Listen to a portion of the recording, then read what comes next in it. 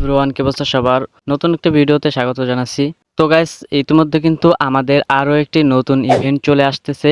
তো আজকের এই ইভেন্টটি সম্পর্কে আলোচনা করা হবে, সো সম্পূর্ণ ভিডিওটি দেখার অনুরোধ রইল।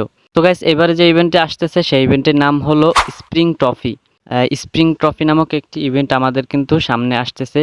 তো এই ইভেন্টটি আনলক করতে প্রয়োজন হবে 140 কয়েন এবং থার্ড প্রাইজ হচ্ছে 60 কয়েন প্লাস একটি রেয়ার কোচিং। এরপরে সেকেন্ড প্রাইজ হচ্ছে 260 কয়েন প্লাস একটি রেয়ার কোচিং এবং একটি রেয়ার এজেন্ট। এরপরে ফার্স্ট প্রাইজ হচ্ছে 1460 কয়েন প্লাস একটি রেয়ার কোচিং এবং একটি লিজেন্ডারি এজেন্ট। তো খুবই গুরুত্বপূর্ণ কিন্তু এই ইভেন্টটি। আর এটি হলো যারা বিশেষ করে যাদের কয়েনের অথবা লিজেন্ডারি প্লেয়ারের প্রয়োজন, যারা নতুন বা যাদের কয়েনের প্রয়োজন বিভিন্ন বিভিন্ন পর্যায়ে বিভিন্ন ক্ষেত্রে, তো এই ইভেন্টটি কিন্তু তাদের জন্য খুবই গুরুত্বপূর্ণ। কয়েনের জন্য 1460 কয়েন রয়েছে প্রথম প্রাইজ, আর লিজেন্ডারি প্লেয়ারও রয়েছে। সো যাদের প্লেয়ার বা কয়েন প্রয়োজন তাদের জন্য কিন্তু এই ইভেন্টটি খুবই গুরুত্বপূর্ণ।